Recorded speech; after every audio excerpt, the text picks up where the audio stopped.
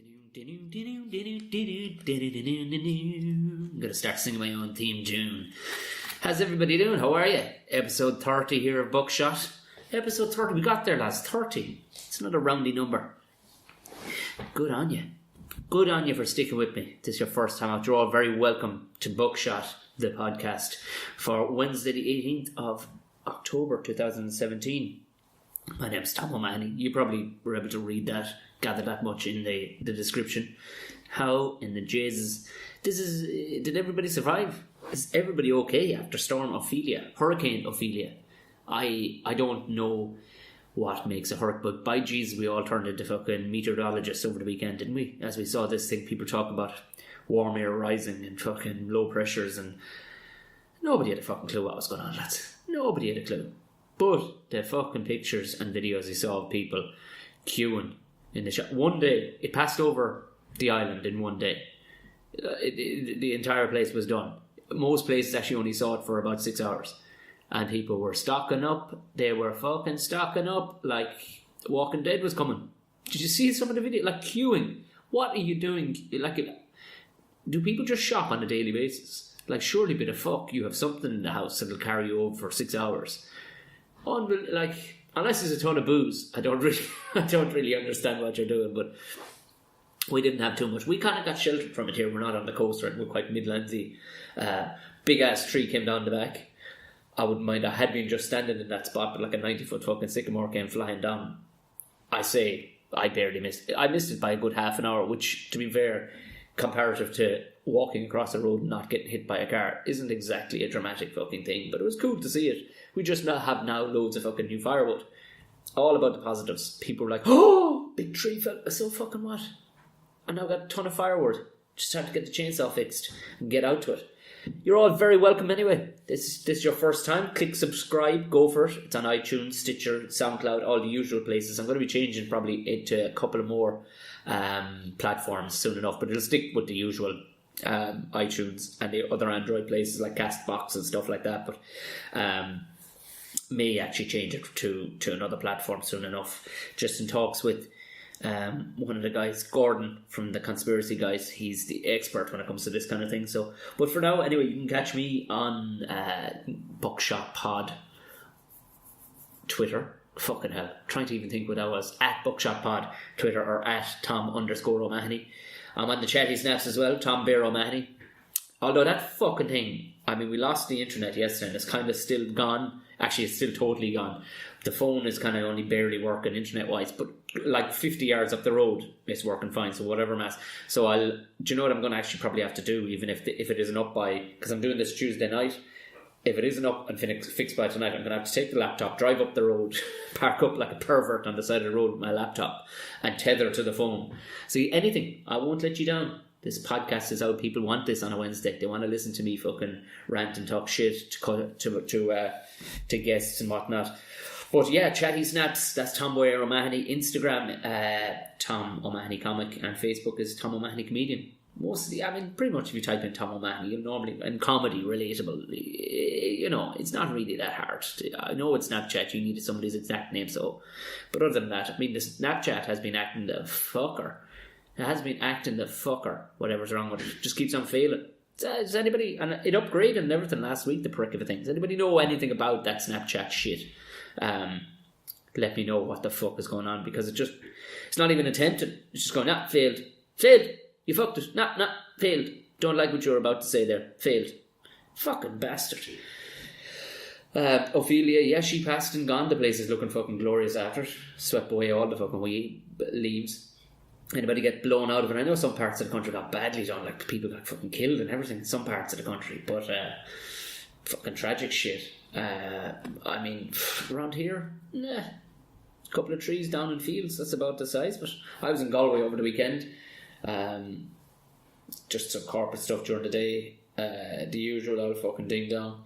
But it was actually, oddly enough, Galway of all places, just before the storm came, was fucking glorious. Almost no rain. Of all places, I mean, anybody from Galway will attest it. It does rain quite a lot on the west coast. Anybody from the west coast will, I mean, it's the fucking Atlantic. But oddly enough, dodged the whole thing. Couldn't believe my luck. Then outran old Ophelia and got my hold back to Dublin. Sunday night. Gigs last week, where was I? Oh fuck yeah, I was in the International on Thursday night. That was good crack. Jesus, it was packed. The boom is fucking back, lads. The Inter is fucking rocking again. I record this podcast downstairs in the Inter Comedy Club, the International Comedy Club on Wicklow Street. And even today while I was recording with Cormac, I wandered in and usually head straight downstairs, but couldn't get downstairs because right at the point where the door is, Baz Shamway, which people will know from 50 Ways to Kill My Mammy, I think it is. He was there with his mother filming the new series, so they're just chatting at the bar, cameras and everything going, so we could just sit down and chill out until they were finished and we could head on down. But yeah, Jammer's fucking powerful crack. It's myself, Joanne McNally and Paul Marsh, and Jesus, you just, like, the stage had people on it and everything, like, that's how Jammers was. There was to the point where there wasn't even standing room. It was just the last few people chose to take stools and sit on the stage with me. That's when you know things are going all right. Fucking comedy club up down in Kavanagh's then on Friday night. Myself, I was closing the show there. It was for Emo, G-A. Emo, I swear to God, E-M-O, the name of the GA club. And I didn't bring it up. I was going to, and I didn't. I was going to bring it up, but I didn't bring up the fact that nobody was dressed in black or had their hair come down over their eyes or anything. I mean, the irony of emos playing hurling or football. But I didn't. And it was good crack. There was a fucking group of young ones again in the front row. And it was like they'd just been let out of the house. And these were in their 20s. You know when people repeat what they said, when they repeat something they just heard to the entire group, like it's television they're talking to. That's what was happening. So that needed to be put straight.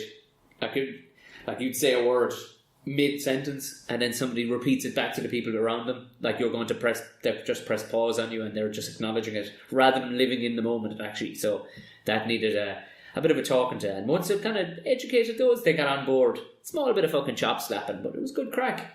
But yeah, it was actually really good. I really like playing Kavanagh's, and they've actually the place, like, since PJ got a sign made up with like 1 million fucking little bulbs.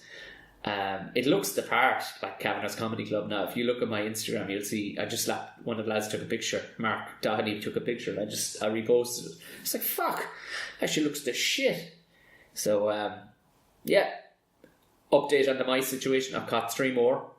2 of them are alive, so set them free, but told them never fucking come back or I'll kick the living shit out of them. And we're getting down there. Almost no mice action whatsoever now. So we're nearly done. I won't keep you for too much longer. A couple of fun gigs coming up. Obviously, there's still a couple of tickets left. I think the Tala one is selling very well. I don't know how the London one, I haven't checked back in this week because it just was a mental couple of days. But like that, for anybody who's wondering, Buckshot, the last Irish instalment of my stand-up show, will be at Peachtree East, which was the old Captain America's. That'll be on the 17th, and you can buy tickets direct from them online. I'll give them a ring, they'll hang on to them probably for you as well, or swing in there. They'll sell you a couple of tickets for the 17th of November. 25th of November, I'll be over in London at the Museum of Comedy at the Leicester Square Theatre. You'll see the tickets, basically, if you go looking for it. Much appreciated if you do come along to that one. Tell your London friends about it, it'll be delicious. At least there were tickets selling, so thank fuck for that. Because you never know when you don't live in the place or get a gauge with. But I'll be over kind of doing gigs the week before it, the week of it, just doing spots around the town. I'd say around the town, it's London. But I'll actually, weirdly then, I'm going to be, not my own show, but I'll be opening for the commander himself, Tom Stade. The week previous, I got a phone call over the weekend, Tom asking me to come over to Edinburgh. So the 15th, I'll be in a stand in Edinburgh, opening for Tom, and then on the 16th of November I'll be in Laughter House in Liverpool, if anybody's about. Laughter House, and then shoot straight back to do the show on the 17th, and then then we power on. There's a couple of other weird gigs this weekend. I don't know, I'm not comedy clubbing this weekend, thank fuck, because we're building the website, but I am I'll be in I think it's McCarthy's Bar, nicknamed Danos, in Clonmel, myself and Dale Cronin. will be, I think we're judging, it's for charity anyway, we're judging a lip sync battle, which I've never done a lip sync battle. I've judged a few of the dancey things, alright. Clearly I know fuck all about any of these things, but I think that's not why they hire me. I think it's more humorous, the fact that I don't know what the fuck I'm looking at. And it just looked like a 36-year-old man looking at fucking things that he has no clue about. People like to see that. Kind of like going to the zoo and looking at an idiot animal just bashing a tyre. You know, it's just funny to see it. Sad, but funny to see it. My guest today, oh yeah, Jesus, what a mighty man. He gave me a bottle of Redbreast 12-year-old whiskey. Fair fucks to him. And didn't I left it behind me. But I legged it back, got the fucking thing. I had to fucking, oh Jesus, of all places, I had to go into fucking Brown Thomas today. Jesus Christ. Anybody foreign who's listening to this, anybody not from Ireland listening to this, Brown Thomas would be, I suppose, I don't know, it's not Harrods because it doesn't have like a delicatessen and stuff like that, or, you know, the huge range, but it's all, we're all, oh Jesus Christ, it's stressful. Just the level of pretentiousness of the people standing around and the people shopping, the notions, the fucking notions the people would have. Oh, and then what even makes it more funny then is when they recognise you. Yeah, I'm standing there like quite literally a lumberjack shirt and a pair of boots. Like, I do not fucking fit in there at all. No, I went in there because I wanted to get coffee pods for the machine, the Nespresso machine. I've fucking, the last 6 months I'm using Aldi stuff and fucking Super Value stuff, and it's not cutting it, lads. I think the machine was on her last legs trying to drive fucking water through these little coffee pods. So I went in there, but it was halfway through, this fucker was trying to sell me this notion. I just wanted the same pods I always got. The purple ones and the fucking green ones. Fine. Oh, sure, he was trying to sell me all sorts of fucking shit. And then all of a sudden the bottle of Redbreast 12-year-old whiskey popped into my head. I went, fuck! Out loud, actually went, fuck! I says, can you just bag up this shit? I need to run back to the International. Lo and behold, God bless the lads, honestly. I know we're in a bar. But they could have easily thought it was their own. Then they got to explain, hey, did you find a bottle of fucking... But they didn't. It was right there at the table where we were recording the bottle of Redbreast. So at some stage I will get into that. But actually even talking with the lads from WTS, What's the Story podcast, Danny Murray and Graham Merrigan were talking about, after listening to their fucking... If you haven't listened to the lads, just type in WTS podcast. You'll enjoy it. The lads are such nice fuckers. I've known Danny for years and stuff, but they did one with Jamie Heaslip, the rugby player, at the weekend. They were just talking about whiskey, and it just got me fucking thinking. And then all of a sudden, on lands Cormac, today's guest, with a bottle of fucking whiskey for me as a belated wedding present. I was more than fucking chuffed. It'll probably be Christmas by the time I get around to drink the thing, but I definitely am. It'll be fucking 13 years old nearly by the time I get to drink it. Anyway, Cormac Moore, for anybody who doesn't know who he was, he's a former Spin 103 radio DJ. He was on with Daniela Moyles. He doesn't talk about him being let go on this, but he has been. He kind of parted ways with him, but he's gone into record doing one of his own podcasts. Now his own one is very much a documentary podcast. You might learn shit, unlike my one, where you probably won't learn much. But he goes on to talk about it, and kind of interesting, kind of look behind the curtain of the radio world stuff you would never have fucking thought about. You're kind of going, ooh, I see, and he can say it now because he doesn't work for the radio world anymore. He works for himself.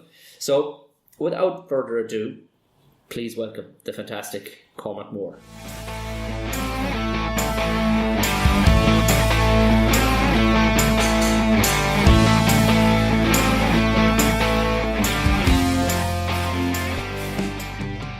We're off to the races. Happy days. Lovely. I always radio blokes, like Chris was here a couple of weeks ago as well, Chris Green. Oh, yeah. Just admiring that fucking thing. It took us 20 minutes to get going. He'd thing nearly taken apart and everything. But it's always the way, funny gadgets with shiny lights. Yeah. You're just like, what's the story with this now? Give us a look. And I'm embarrassed because I know fuck all about any kind of... Yeah. Like stuff gets mentioned to me there, like it's like, I just pretend to know. Tom, do you? Which you just be like, oh yeah, the Zoom, yeah, fair play. But your stuff sounds so good, like, because I was listening to your podcast driving in. Oh, were you? Project 10. Yeah. There's a plug there for what you're on to. Third episode, heading for the fourth, is it? On the third episode now, it hasn't been released yet, so I just... there was a teaser, I didn't listen... Yeah, sorry, it was a teaser, because what I'm finding is hard with my one is that it's lining people up and getting people to get back to you. Do you know what I mean? Because I have 3 or 4... The last episode, there was like 6 people, I think it's possibly even 7 people involved, interviewing. So it's getting people who don't know you to kind of agree to come on, and you're working around their schedule, do you know what I mean? How does that... Like, because I was listening to the drugs one coming in, and you were chatting with a cop, Like, how did you even get him? Like, how did you get on contact? Like, that was random. Like, that was kind of a lucky one. Do you know what I mean? Like, blessed to get it. Your man's name is Corey Pegues, and he is a retired NYPD police chief who started out in Brooklyn on the streets selling crack cocaine as a teenager. As you do. As you do. But he was, what was it? Making $2 or $3 grand a day back in the 80s. Jeez. And he was saying, you know... Why did he jack that in? I know, yeah. Never mind your pension. Getting that in the fucking NYPD. But he basically said he had a kid. And he said, there's two routes for me. It's dead or jail. And he said he didn't want to end up like, I think he was from a single parent home and all this shit. And he then went to he went to Vietnam then. He enlisted in the army. He got his ass sorted out. And then came back. And then spent years in the police force and did unreal stuff. So, but he'd written a book about it. So what I was trying to do was, the episode was looking at if you legalise drugs, would you reduce violence? Right? Yeah. So I was trying to find someone who was a reformed drug dealer to get their perspective on it. You know what I mean? So I was like, that'd be a good person to talk to. Is that what you googled, or were you chatting? Pretty much. No. Right. So I was looking for like reformed drug dealer or you know someone like that, and I was coming across a few people. And then because this guy Corey Pegues had written a book, I stumbled upon an article about him and found out that he had a book, and I was like, this guy would be amazing because he was a drug dealer and a cop. So he literally he has the insights from both sides that no one else would have, and his book was only out a year. So what I found is that people who want to plug books are a little bit more willing than to come on, and I don't think it's it's great because his story is insane. So I literally randomly dropped him an email through his website and was like, hey, listen, would you be interested in doing this? And we'd love to get you on for your opinion. And then his agent, I got back and was like, when you thinking? And I was just, again, whenever he's free, you know what I mean? You don't and that's one of the reasons why the episodes can take so long, is because it can take 2-3 weeks to finally get someone on the phone. Do you know what I mean? You've nothing to bargain with, like, you know what I mean? Bar a bit of plugging, like.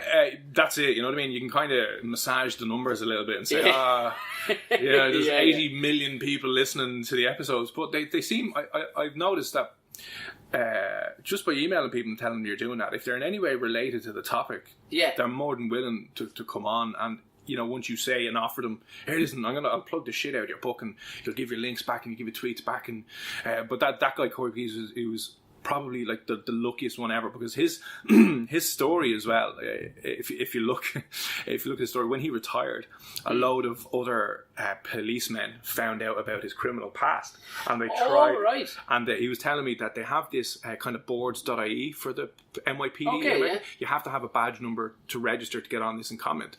So he said he found this thread about him, you know, he was calling him the N-word and all this stuff. It was like, we got to get this nigger off the police force. And they tried to get his guns taken off him and his pension removed, and they tried to get him completely discredited and like dishonorably discharged from a year from retirement. Typical story. And then there's one of those rag newspapers, the National Enquirer, I think it is, one of those, did a full page spread on him, calling him a thug cop, and we're like, you know, slating him, saying this disgrace, how did this guy get into the NYPD and all this stuff, and just tried to destroy his reputation when he was coming to retire, and tried to just ruin him. And that's what a lot of the book I think is about as well. But like, it's just insanely interesting story, and I think he's trying to get it made into a movie as well. Chris, do you think you'd have a busy life? Yeah, do you know what I mean? Just like...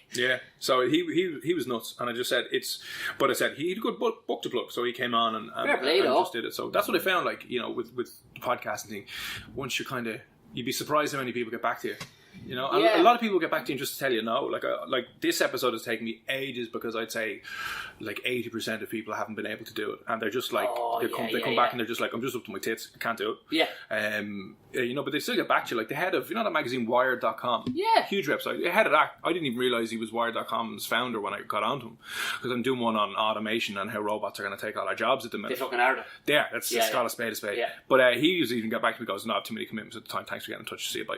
You know, but like loads of people did that. That's way more mannerly than another type of industry I could think of. Like there's another few that will be dismissing you in different ways. Yeah, so it's mad. And the thing about it, I found, is it's like way easier now than ever before to get in touch with people. I suppose. You know what I mean? Like if we were doing even this back in the day, like 20 years ago before the internet, how would you know anyone? Outside of your 50 friends, do you know? You just wouldn't. No, you just wouldn't. It'd be simple as that. It'd be word of mouth over a couple of pints, and then maybe it'd come off. Yeah. And I'd have to be nearly living close to you. But you'd have to even, like, there'd be no Amazon or eBay. You'd have to be in a library. And you'd have to be Yeah, searching, and you'd have to be searching through old newspapers, and you'd have to go down to government buildings to get stats or whatever. You know what I mean? Big clunky yokes that click over that you Old always see. school in the movies. Yeah. Yeah, so it's kind of easy that way. The only problem is I think people are getting obviously a bazillion emails. Yes, like me and you. Which is what I'm surprised with, is that people were just coming back to you, like, you know, that kind of way. I mean, I keep it fairly. It's just one bloke or one woman. Like, you know what I mean? So it's normally somebody I've met or know or whatever. Actually, I mean, last week's episode, I was actually approached for the first time through his manager, Richard's manager. He says, listen, he's fighting in the 3 arena and he just wants to do as much media outlets as possible for two reasons. One, to get the name out there, and two, to get better at it. But the guy didn't need any training. Like, he's a very calculated, well-spoken bloke. Like, you know, but that was, I think, good for people like that. Even, you know, because I've interviewed people in radio, and some people are naturally good at it. Other people can be really, really nervous and have to work off a script when they're behind a microphone, and you can hear it. So I think anything that'll help him. Oh, it does. Well, I mean, you gave me probably, I think it was, must have been, was it you? Yeah. I think you probably gave me some of my first times on radio. Yeah, I remember we had you on for a bit on Cracked Eye, the late night show. Yeah. Years ago. Yeah. 3-4 years ago, maybe now. You'd ring up, whatever, and it was basically Tom's Madness Corner. You'd broach me with this. And I remember I was the first couple of times I was like, oh, I'm kind of nervous about this. Because you want to get it right, like, and you knew it was live too, like, so. And the big thing was not cursing. That was the big fucking thing, like, and you never warned me of that. You were like, whatever you're doing, Tom. But in fairness, it was really good for when I physically had to go into studio then, like, because I kind of understood, there's two people talking to you at the one time, but you're not talking to each other at all, really. What you're doing is you're talking for the benefit of other people listening. You know, because it's so weird. And even from doing stand-up comedy to doing radio, what will work on stage will not work on radio. At all. And it's weird because you've only got people's ears, so you've no visual. No. So it's all down to cutting out the fluff and getting to the point as quickly as possible, and being as punchy with it. You know what I mean? And that's the only thing that was like, I was thinking about that too, is that you have to be.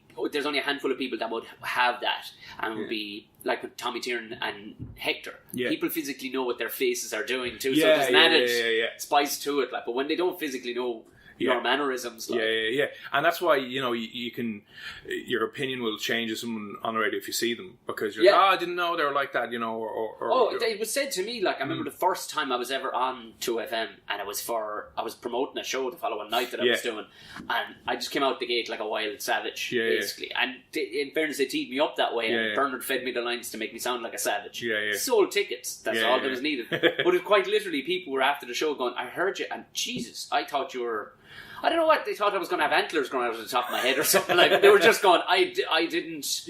I just had a different notion, you know, that you would maybe be missing an ear or something like. Or it's weird though, because that's the kind of the beauty of radio, is that it's kind of like it's like a book in a way, and that people are going to form their own images of what they're listening to, and they're going to go with it, and then, you know, that's why I think a lot of radio didn't like the idea of having live webcams in the studio. You know, and now they have to because of the internet, but it was the whole idea of you're seeing behind the curtain.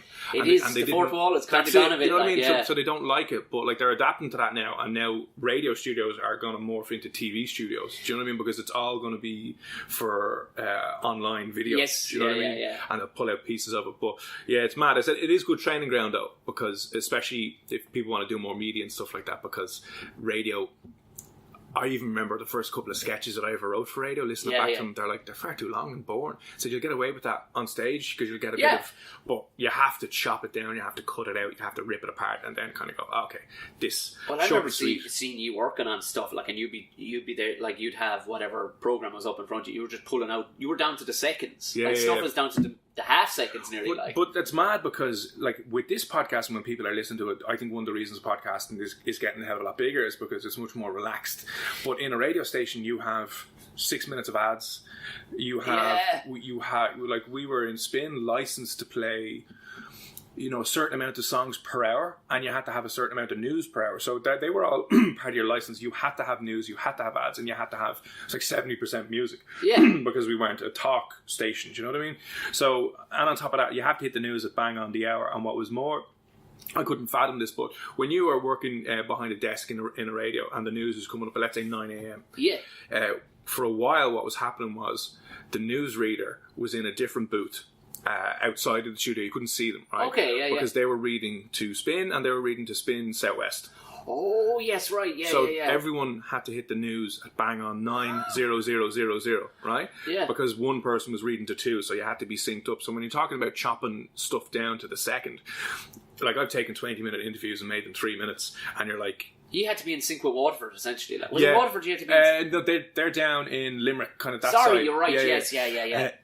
But pretty much you just have to be down to the second. Yeah, so both of you are hitting it at the exact same time. So when the newsreader starts, and what happens is when you're off by like 5 seconds, one of two things will happen. Either the newsreader will start during the top of the news. You know, it'll be like spin 103.8 news, blah blah blah, and you'll hear them talking over. Yes, What the fuck? Why are they doing that? Because it's 9 a.m. and they're going out perfectly down and spins out west. Or there's going to be a 10-second gap. Like, do you ever hear the news starting and there's no one talking for like 5 or 10 seconds?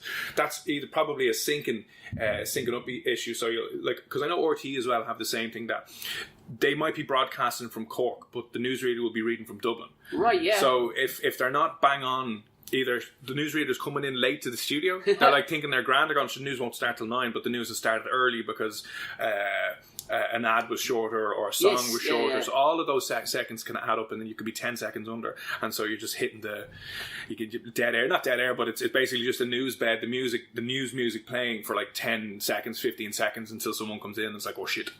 Go. But I suppose, how often would somebody ever come? I suppose they would be fucking... they would, yeah. And do you know what was worse? What they tried to do to get around that was pre-record the news 5 minutes before it went out, right? Right. So what they would do is our newsreader would go in and she would record the news and she would package it up, and it would go down to... She would upload it to the system, and it would go down to Spencer West, and it would go and it would be here in Dublin.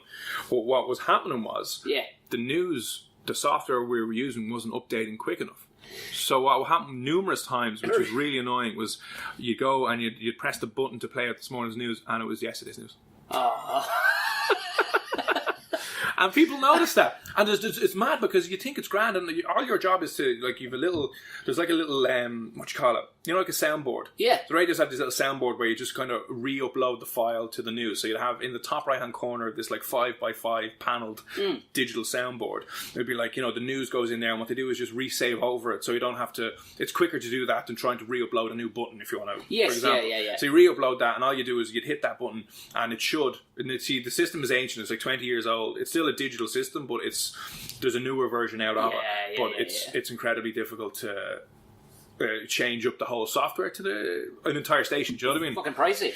That and pricey as well. Yeah. And you know, you'd need to. It wouldn't just be the software. I think you'd need new hardware and servers and the whole lot. But that happened numerous times. Where and you look like an idiot, and it's not that it's known. It's the software's fault. Go in. You can't see it coming though, can you? Like you could. What happened was, if you noticed it, like it was named differently, it would still say like news, whatever, but and the time might be slightly different. But you would have had to refresh it a few times. But if someone is late or someone's under pressure and it goes in, you hit it, and you're like, oh, for fuck's sake. You're there playing out yesterday's news. You've never said, you sound like you just sound so amateurish, and like, and it comes back on the presenter, because you're just sitting there kind of going, there's nothing you can do. So what do you do? Just stop it? Like, we had to stop it a couple of times because the system was acting the bollock so much, where you're like, but that comes from cheapness, because they wouldn't hire a news reporter for Spin South West. So all it was money, because they were like, why would we pay someone else another 20-30 grand when we could just link up to Dublin? But that's what had the cheapness. Then obviously overall damages everyone. Of course it does. Yeah, well, sure, it's like anything. Like, it's, you know, if you're not going to put the fucking wedge in, it's going to show up. Somewhere. Yeah, definitely. Yeah, and the thing about it is, like, radio is one of those places where people still tune in for the news a little bit. You know what I mean? I know they certainly do down. I suppose maybe it's an age thing, but it's kind of. Like, I always think about radio in the workplace. So if you're working in a garage or whatever, and 10 o'clock comes on, you're like, whether you're listening to the news properly or not, that means fucking time for tea. You know what I mean? So you schedule your day. If the radio is constantly on in whatever workplace you're in, you schedule your day pretty much around those. And like, traditionally for radio, I think radio, like, not radio was the first social media, but radio was way quicker at delivering news than newspaper was. Oh yeah. I know the internet has wiped everything out of the water, but there is still a big crowd of people, and it's just like a traditional thing that you get the news off the radio, or as I said, it's in the background. You'll hear it'll nearly set the agenda for the day. Nearly, it'll be like, oh, this is what's happening. Holy shit! But if you're playing fucking yesterday's news, like how much of an idiot do you? It's so embarrassing. You can't do anything about it because that's the problem with live radio. If we're pre-recording this, if I say something really stupid, I could go to you, Tom, and say, do you mind taking that out because I sound like a racist? Do you know what I mean? But there's a strong possibility you are going to say it, yeah. Should I take my pillowcase off my head? No, but like if you do that on live radio, you can't. There's no going back because it's gone. So you just have to hold your hands up. Like a few of the times I went out, it was like, listen, we're having an issue with the new software or the new system. We'll be back up again at 10 or whatever. Because you just can't. But as I said, it comes from, as you say, like TV and radio listenership is collapsing pretty much. It's kind of dying. So there isn't the money there to have. So it's a bit of a weird double-edged sword, but that can be the issue and the problem with... Well, did you ever find yourself a small bit... I suppose you probably did to a certain degree, unless, you're a bit of a renegade. Did you ever find yourself a small bit going, would you fucking let me just fucking talk about... but you just cannot, your hands are... Stop, Tom. Because the one and only time I remember... for the little amount that I did radio, but I used to be into Spain a fair bit, doing the pre-records with Gordon and Lauren. And I remember once the lads never had an issue, like, you know what I mean, typically. But I remember it was once we were in to talk about some TV shows or something, and it was that one with Matthew McConaughey and Woody Harrelson. What was it called again? It was like a true crime style thing, like True Detective. Okay, and it was.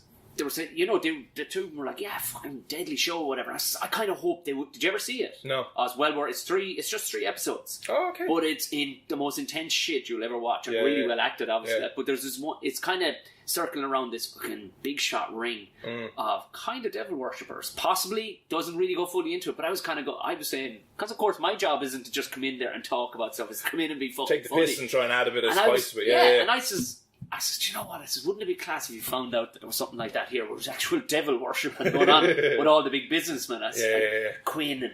And of course, who did I say? Oh, you didn't say O'Brien. I did say O'Brien, right? Not even thinking, because he's the biggest businessman in Ireland, right? Yeah. Not even thinking. And the two lads just kind of, there was just like a little shot in the heart, but it was all pre-recorded.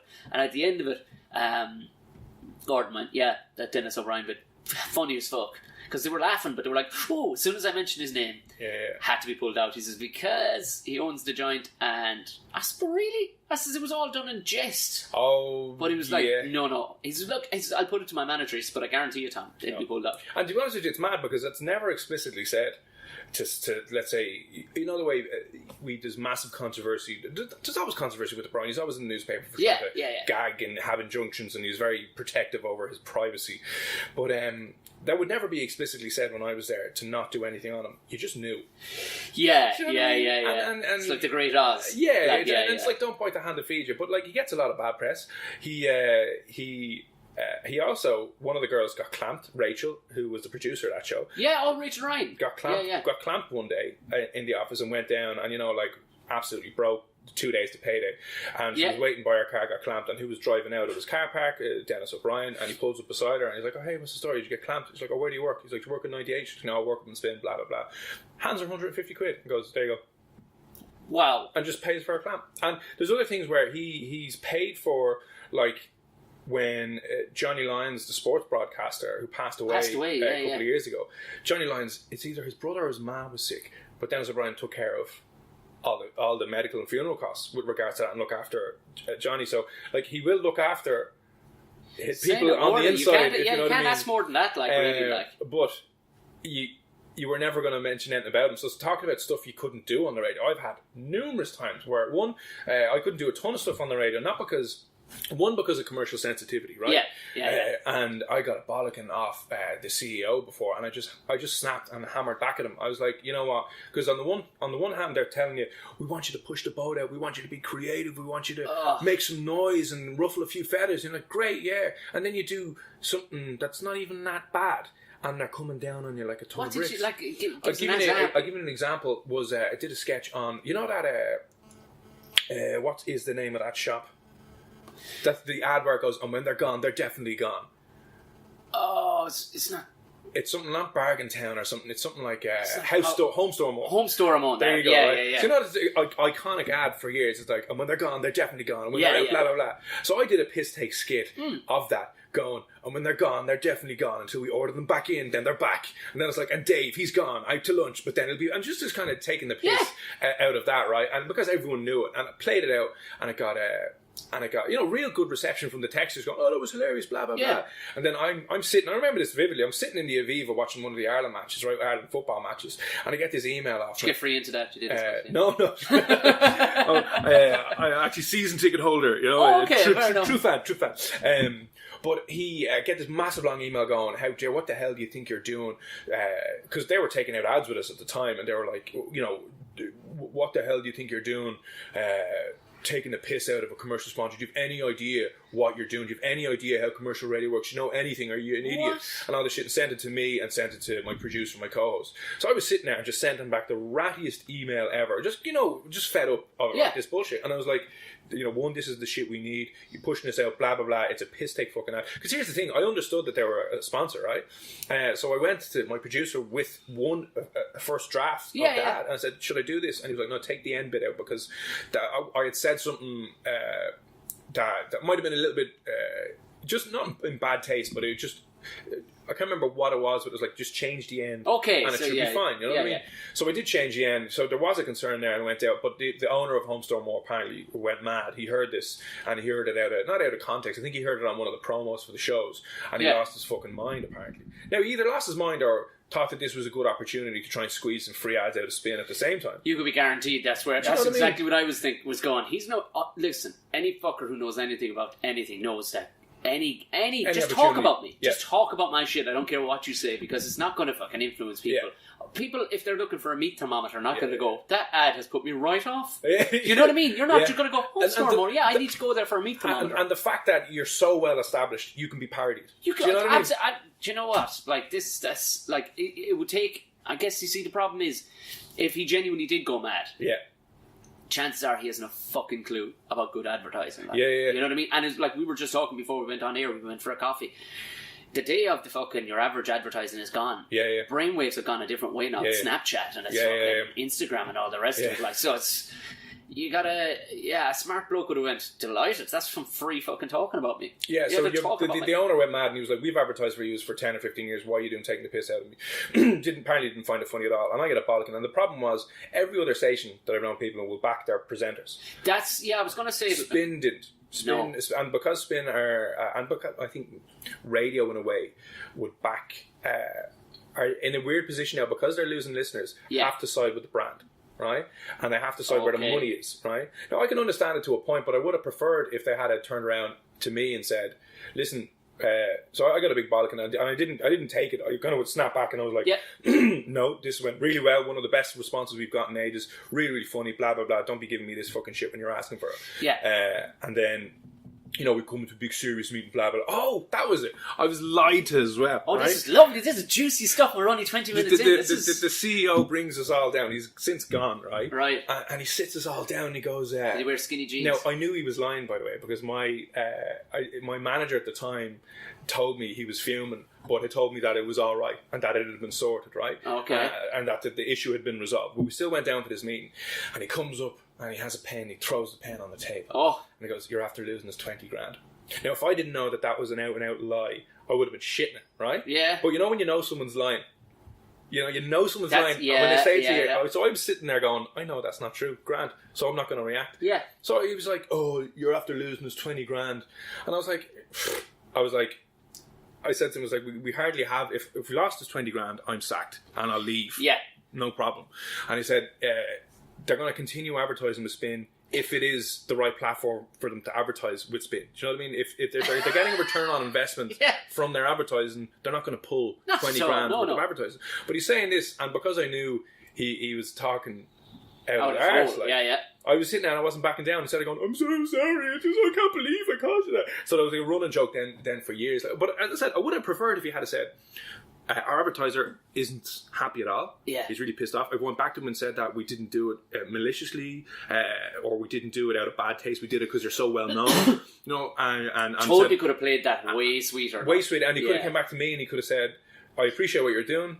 I thought it was funny. A lot of people thought it was funny. Yeah. Be a little bit more cautious with regard to this. Yes, scallywag. That kind of thing. And just said there's no need to, because that whole atmosphere of it's just very demotivating and takes the wind out of your sails, and it's very much... This is the thing, like if you were turning up late for work and shit and you weren't doing a tap, you'd go, that's time to give you a bollocking. But the fact that you're actually working and putting an effort in, that's what I mean. Like, that was one of the atmosphere in there a lot of the time was you do that, but they'd hammer you. And just take the wind out of your sails. You're like, well, what the fuck am I meant to be doing here? Do you know what I mean? And I knew, like, you're always going to get complaints. And, like I was always told, you're not doing your job unless you're getting complaints. Especially on radio. You know, and this wasn't even a bad one. I said, people knew the brand, and you could have went back and said, I'm really sorry about that. Would you be interested in, here, listen, we'll give you fucking 5 free ads or whatever. Because my whole point was that if we cannot do content like that that's going to make our show stand out, no one's going to tune in. You might piss off a sponsor in the short term, but if you can show listener figures growing, it's more beneficial for that sponsor to be on that show. Do you know what I mean? So absolutely, that was one of kind of numerous things. Now, speaking, you're asking me, was the stuff I couldn't do? That was commercial reasons, where from then on, I didn't want to do it. Because it was like, oh, I can't do that now because McDonald's are sponsoring the show. I can't do that now because it is. So you're very much limited. And I was even chatting to, do you know the guys who do Shifts, that comedy sketch group? Yeah. I was even chatting to them as well years ago because they started doing stuff with Joe, right? And the 2 lads are working with Joe and they're producing really good stuff. But at the start, they were like, we can't do half of our stuff because we can't sell it. Or it's too, it's too offensive to, not offensive, but it just, brands don't want to be associated with certain types of content. So the commercial aspect is one thing you have to be aware of in that space, is that you can't just do everything. But then you have the BAI regulations. You can't mention alcohol on air before 12 o'clock or you could lose your license. Yeah, it was only... I had no idea that was a thing, and it was Chris Green was saying that because he was just pointing out. And I definitely, when I was doing the morning thing on 2FM, I mentioned pints a load of times. But they do. Certain people do. The problem is you've no... if you hear that, you've no recourse from that as a station. So if you're getting your license renewed, they'll be like, well, you mentioned you breached your license here, and here. And because they take it so seriously with regard to alcohol, that the kind of... That could be... I was always told that that's a significant one. Now, I even mentioned alcohol on... the late night show we did in our radio, which was after 9, and I've mentioned vodka. You're not allowed to mention spirits on air ever at all. Spirits at all. So you cannot mention them at all. Which is insane, like, because, and again, I was doing it. But you know what? Just to defy that, thank you very much. Just on a side note, for the wedding present of a bottle of 12-year-old Redbreast. No, that's been sitting in my room. Are you telling me it's even more aged? 12, when you got it, 12 and a half years, probably at this stage. Fantastic. Yeah, but it's mad with regard to that. And I'll tell you another story from my radio. I was doing a sketch for... I did a fake ad up about Mank nightclub, which was like taking the piss out of your local country culture nightclub you'd go to. I do have a vague... I think I remember you putting... were we talking about this? That sounds very familiar. Might have done something, but... Mank nightclub, great. And it was just the usual, the sticky floors. And there was a bit where I talked about... it just threw a line in about... I apologise for being crass now, but I threw a line in about, you can go, your finger, the local girl from blah, blah, blah, right? Oh, that's not crass, trust me. No, I've had Tom Green on this. Grand. So I kind of put that in because, it's that kind of disgusting place, your old school nightclub. And the next day, we got a complaint. We got a complaint over that. And my manager had to listen to it and brought me in and said... Is this an I? This is iRadio, yeah. He brought me in and he said... we got a complaint over what you said there. Let me just read you out the complaint. So I read out the complaint and was like... read out the complaint was blah, blah, blah. And it was like, she said, it's grand, late night radio, blah, blah, I'm all for it. But she was like, it wasn't even a bad complaint. She was like, mentioning that, said that was too far, no need to mention that. It was a little bit inappropriate. This is just a general, that's... No, but I tell you what, right, the rest of that ad was then going on about how the vodka was watered down. And my manager heard that, and that's what he pulled me up on. He said, so he went back to her and said, listen, there's a warning on the show, it's late now, really sorry if you found offended, but they sided with the presenters again, right? Fair enough. So they went back and said, listen, this is what it is, it's late night, it's over 18s, it's nothing that you wouldn't see on TV. Absolutely, And that was our whole thing, was like, blah, blah, blah. But he said, if she had complained about the fact that I said vodka on air, we were screwed.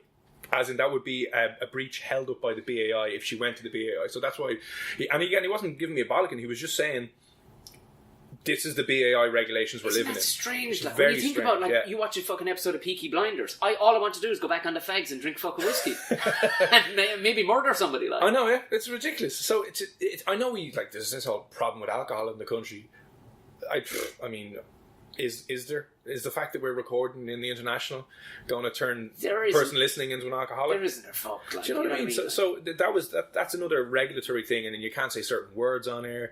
You can't, for obvious reasons. You know, you can say fingering by the sounds of things. Yeah, that's fine.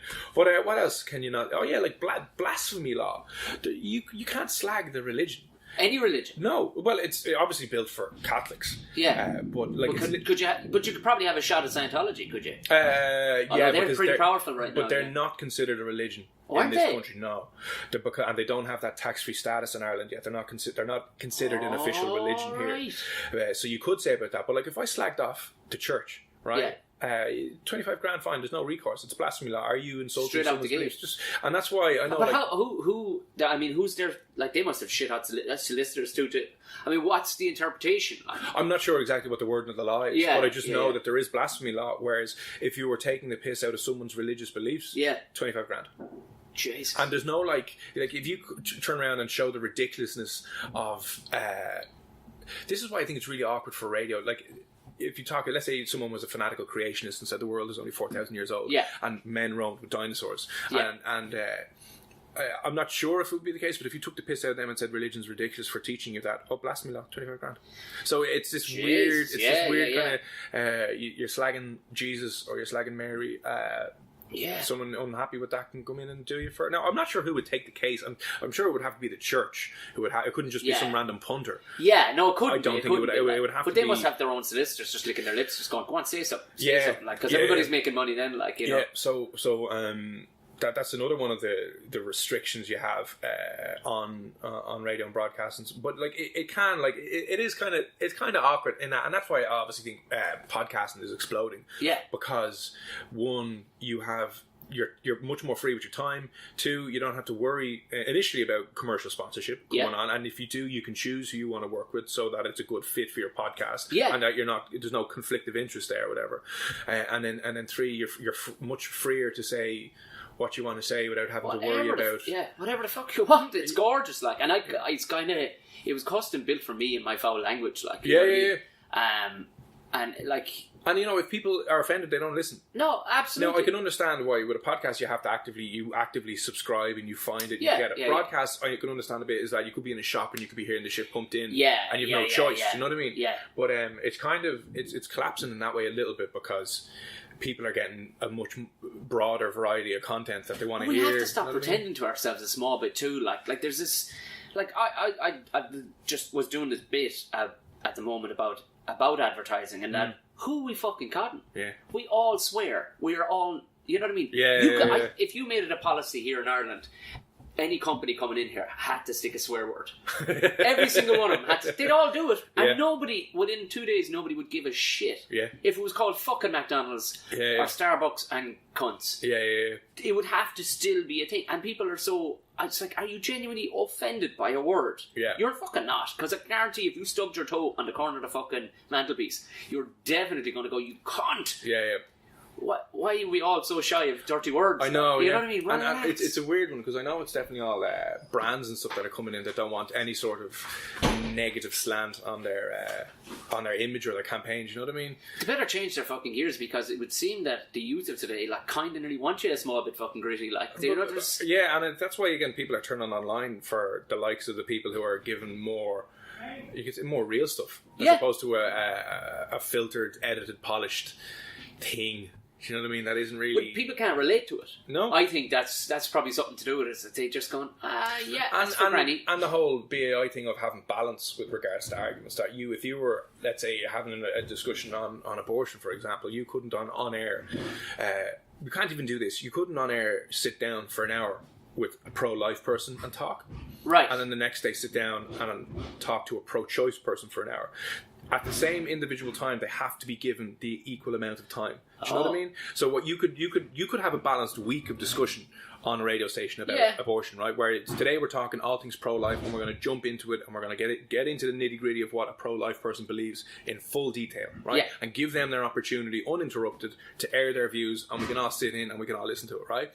That can't happen. And then the next thing, you could go into pro-choice and do the exact same and give that person the exact same hour to do the exact same thing. That's not allowed. That's not allowed by the regulations. They have to be. You'd have, let's say, a 20-minute slot. And what they're doing now is, I know they've done this in radio stations before in RTE, is they've had their producers timing the amount of time a pro-life person is talking and timing the amount of time a pro-choice person is talking, and they have to keep track of all the people they've interviewed, all the time that they've given, and have this whole sheet where they can say, we have been fair and balanced because we have given pro-life people 5 interviews. So unorganic, like, isn't it? That's what I mean. That's why it is really bad. And then on top of that, what you have is the problem with radio now is that it's kind of like the internet in that it has to be a little bit sensationalist to get to cause a stir, to get listenership and to get media coverage. So you don't want a reasonable debate between pro-life and pro-choice. You want two extremes, and you want them going at each other, and you want someone to say something ridiculous, really, really, as you said, unrelatable. From the pro-life side, the majority of pro-life people wouldn't believe what they're saying. Do you know what I mean? Spouting this stuff, and it's only there to cause a reaction, so people will ring in or people will talk about it and listen. But it's not a fair representation of the average person. Either side, either side, and that's another problem with it, in that it's kind of clickbait for your ears in a way. Do you know what I mean? It's just sensational. It's a great phrase, clickbait for your ears. Radio, it's clickbait for your ears. But but there are some of the problems with it, and some of the reasons why people like you can just pick up a microphone and do what you want. Yeah. And now you said you can build up an audience of people who are interested in your style and what you're saying, and don't have to worry about. And you don't have to worry about, as I said. Well, most of the people that listen to this are normal blue collar people that work.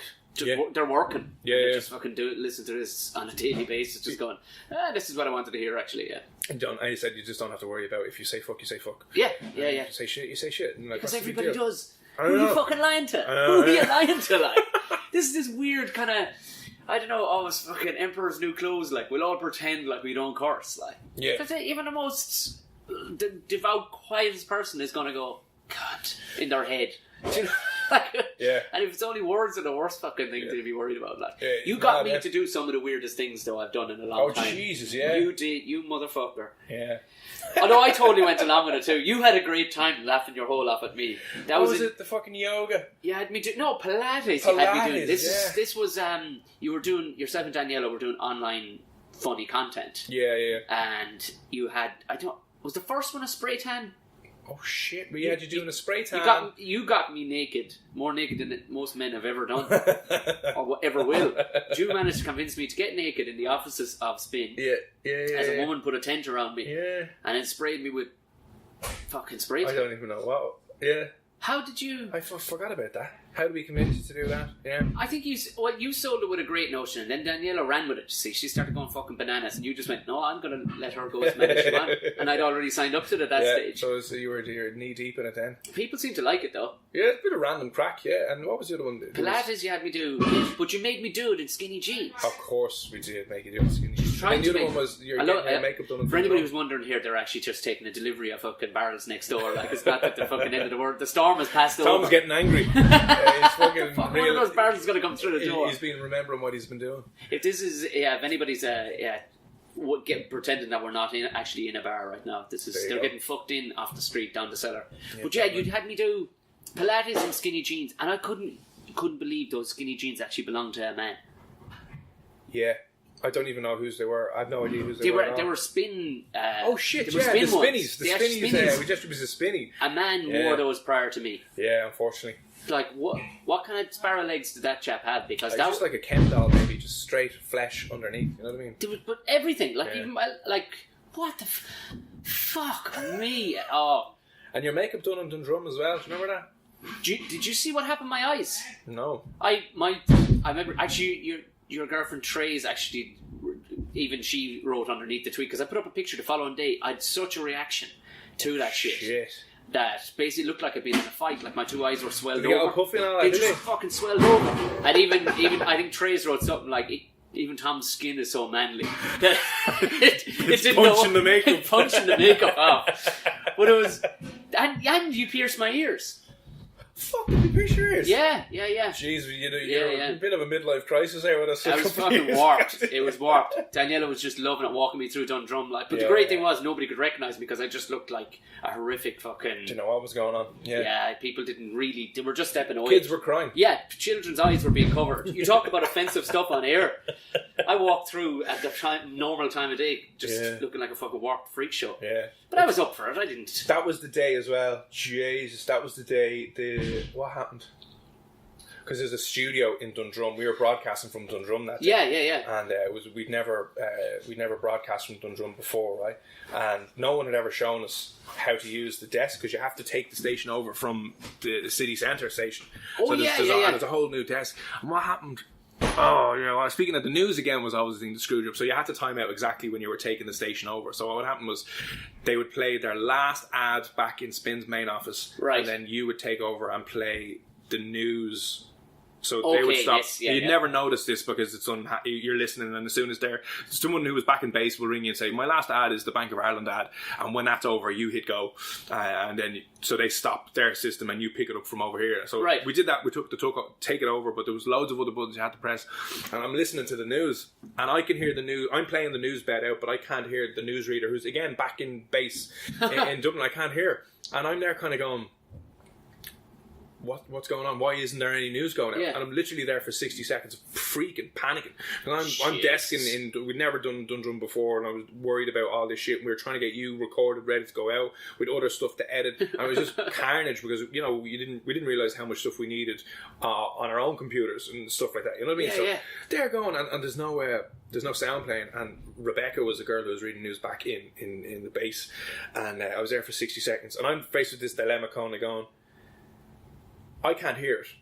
I have no idea whether people listening can hear it. So, Jesus Christ. am I playing out the news bed with no one reading it, or are they hearing it?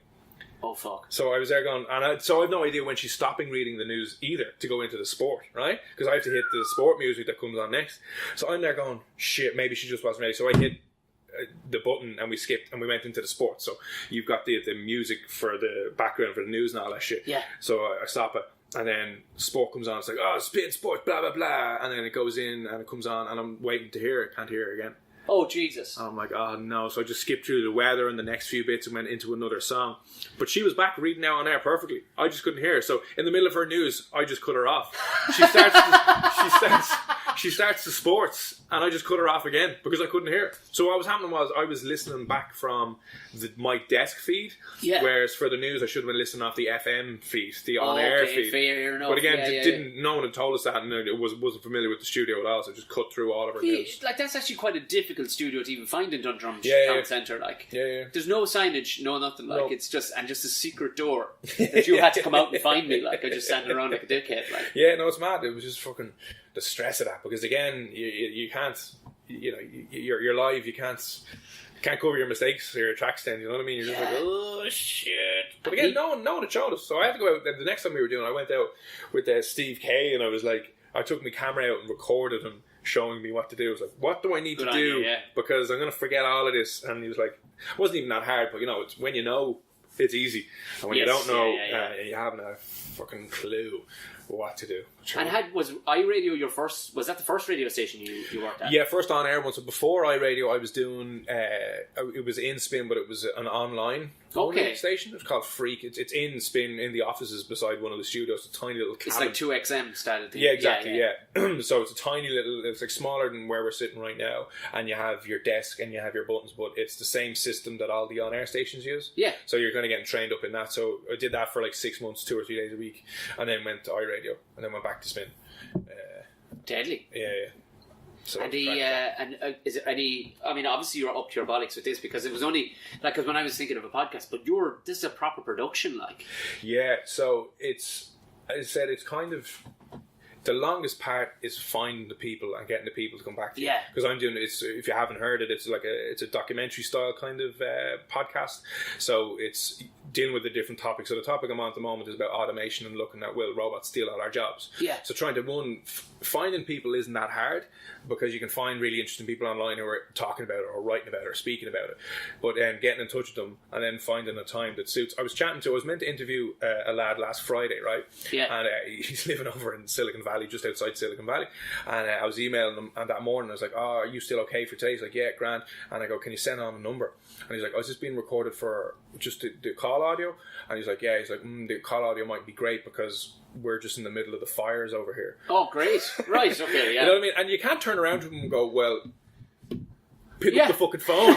Screw your fires." Do you know what I mean? So the bushfires that are out there at the moment. You got to dance around them. I just turned around and was like, "Hey, listen, if you need to reschedule, obviously, if your gaff's about to burn down, I don't think you want to be taking a call about it." So he was like, "Yeah." So that will throw things back a week.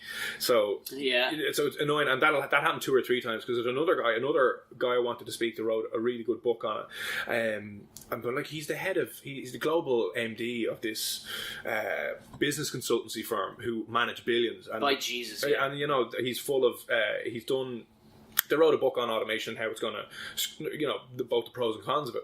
But again, I had to go through his publisher, and then his publisher was getting onto him, and you're finding the time that suits. Do you know what I mean? So do you think the Terminators are coming? Yeah. Yeah. It's scary, actually. Speaking about it, I was kind of... get this, like the both of us do stand-up comedy, and I spoke to the inventor of the world's first stand-up comedy robot. Ah, for fuck's sake. We're both fucked, Tom. This is why... For fuck's sake. I didn't think it was that bad, because we know all about the self-driving cars. Come to the fucking headline upstairs now before I know it. Yeah. And to be fair, I can think of a few who are quite robotic anyway. But no, it was mad. So I was speaking to this woman. She developed this stand-up comedy robot. So a lot of people will see the self-driving cars, which is a big one, right? Yeah. And they're obvious to that, and the drones and the self-service check-ins at the airports and Tesco and stuff like that. And we're thinking, oh, grand. But there's like a whole other level of shit that's happening that people. Just a wave of fear just came over. The way you just looked at me there, like Tom. No, because I was grand going into it, and then I was like, holy shit! You did start thinking Terminator time, because a lot of people would argue, I would have thought, the more human jobs. But then stand-up comedy robot. And the way this robot was built was that it will judge the reactions of the crowd on its timing. And it has a little microphone in it to hear. The girl who did it, she's a doctor of like robotics. And she... oh my God. Yeah, she's a social roboticist is her official title. So she built this thing. So initially she got people to hold a red and a green card, and if they liked the joke, they'd all hand it up, and he'd scan the crowd and go, okay, I'll do more of these types of jokes. So he's got hundreds of jokes loaded into him that are like categorized in different ways, and depending on the reaction from the crowd will make him decide what kind of jokes to use. It's one of the saddest things I've ever heard, but it's probably going to work. It's fucking horrific. And there's been a second robot since, but she was telling me, like, if it heard the crowd laughing or making noise, it would be, it would say more of these types of jokes, or that's a positive response, and it would continue, and it would time its jokes with the crowd, as in, it wouldn't tell any jokes while the crowd's laughing, because it can hear. Do you know what I mean? And it can see what it's doing, and it starts kind of filtering its jokes that way. So there's that. But then there's another scary one. Like, I would have thought journalism is safe, right? What? Forbes, apparently 80% of their content will be automated, done by artificial intelligence in the next number of years. Because what they've done is, let's say business journalism is all about profits and loss, and it's just comparing before and after. You know what I mean? It's like last year was... So there's a lot of statistics. Yeah, exactly. So what they've done is they've created an automated robot that can take hundreds of company reports and write articles about them. Automated, perfectly worded, you'd think was done by a human. Like last year, Tom O'Mahony Incorporated made 48% less than this year. It's looking positive because it's increased sales by X, Y, and Z. And they're churning out these automated articles that are 100% accurate and 100% grammatically correct, and just hammering that out. And then they're doing the exact same in sports journalism, which I thought was even fucking scary. Oh, that's fucking... Because sports is stats as well. Do you know what I mean? Yeah, of course it is. Yeah. You're looking at league tables, scores, patterns. I suppose if that's all I suppose you get an opinion piece. I suppose from the likes of Neil Francis or whatever. But there was a piece now. I can't. The book I was reading has had an excerpt from which seemed like a very passionate piece that was done by a robot. Oh my god! You know what I mean? So I couldn't believe the extent to which I. Or like those robots in that Facebook had to turn that. Yeah, they developed their own language or whatever. Fuck what their language he gave us. 4 days later, they've got a new language. It's more efficient. Turn it off. That's the first sign. Yeah. I thought the first sign was actually out in Dunleary. I saw an entire machine that would make its own pizza in a shopping centre. Wow. Yeah, you just point at the toppings and you could see it passing through. I went, well, this is Skynet. No, speaking of that, there's an Australian company who are called Fast Brick who have developed an ability to 3D print a house. So they have built a machine it's just a bricklaying machine. So it's like a big truck that looks like a rubbish truck, but it's got all the bricks in the back of it, and it's got this arm that comes in and it pulls out the bricks and it lays the bricks. It can lay 1,000 bricks an hour. And no fags break, nothing. No nothing, 24/7. No tea. No tea, no nothing. Fuck. So I was looking, this is the whole kind of worry, is that bricklayers will be out of a job in a number of years, and that's a huge industry here in Ireland. Brickies, yeah. So what it does is it has got the plans loaded into its system, and it just takes the bricks and it lays them perfectly on a line. And apparently this is what the company said: 1,000 bricks an hour would take 2 builders a day to do. Oh, it would, easy, and that's fast fuckers too. And that's fast fuckers too, yeah. So you have this house that can build a house in a day. Now, it can't do... Apparently the problem is the intricate robots are very bad at dexterity, so wiring and plumbing and things that require niggly in behind things can't do that yet. That's why houses like that are going because now the pods are going to be just developed in factories and just dropped to site. Yeah. So, and it'll be all pre-wired. So the worry, the Terminator view of the world is when you look at that shit and kind of go, taxi drivers, truck drivers, journalists, to a lesser extent, certain doctors, and brickies are going to be out of work. But at the same time, if it comes to the fact where a house can be built in a fraction of the time at a fraction of the cost, because you've no labour, you've no insurance, the house could come from 400,000 down to 150,000. Yeah. So that could be good. The only problem is if everyone is moving towards automation, no one's going to have a job and no one will have any money to spend on the shit that they're building. Yeah. So there's two worlds coming, and I was chatting to that guy, the guy who was the Silicon Valley guy who was in the house fire. I was chatting to him yesterday afternoon actually, and he was saying they started off really positive because he's a futurist, which is a thing, and he works in Carnegie Mellon University, and he wrote this book, and he said he started off really positive, but the more he got into it, he was like, oh shit, this is depressing. It's if we don't address it seriously, that it'll go to a case where it'll be a jobless future, and that there'll be riots on the streets because no one will have any disposable income or money. Be like that film Idiocracy. I haven't seen it.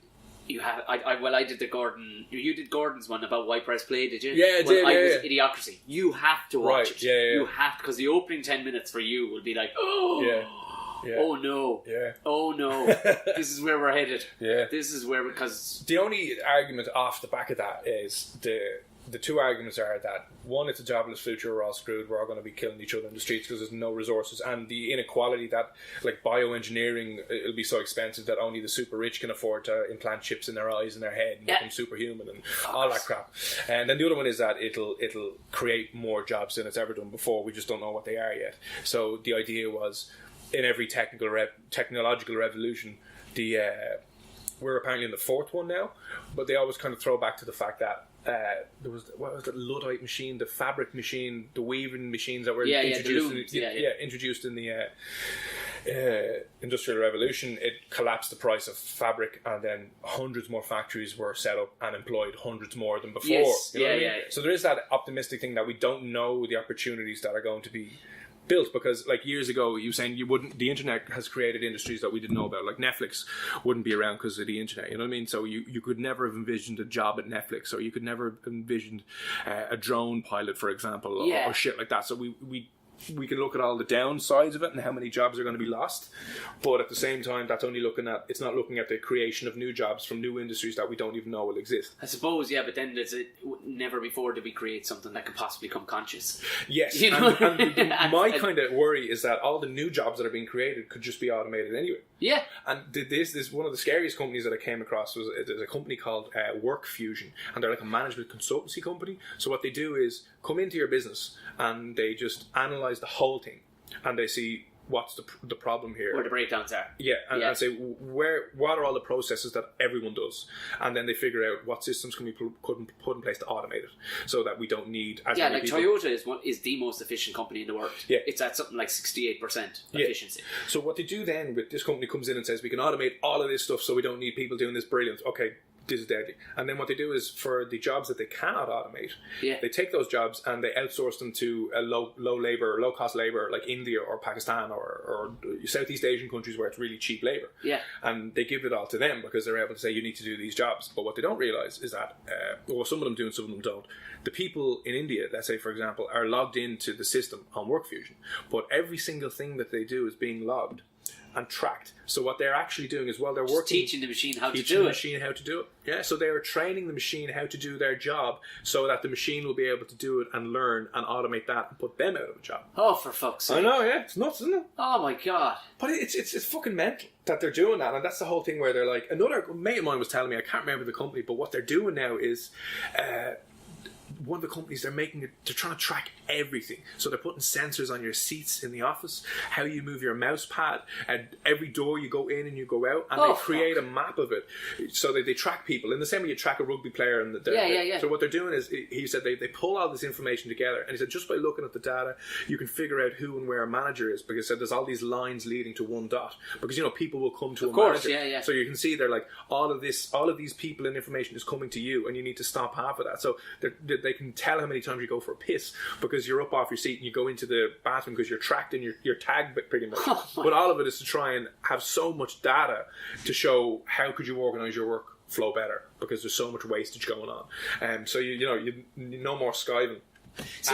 But here's the other side. Great and all as it does sound, like we had the storm yesterday. Yeah. Thousands of houses without power. Yeah. Think how many people shit the bed with no power. See, that's the only thing I will say. Like you and I could go move to the woods right now and survive. I know. You know what I mean? Like, well, I couldn't. I'd need YouTube. Yeah. How do you light a fire? Like I said, you and me. I'd carry the woods, and you could do. I'd carry the raw materials. And you could do that. Within 2 days, you'd have found out how. You know.